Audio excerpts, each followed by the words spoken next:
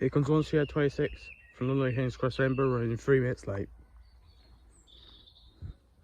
Probably go slow because 1CR51, the train that's running 26 minutes late, is currently stopped outside of Darlington because 1N94 London King's Cross to Sunderland is currently just in the platform of platform 4.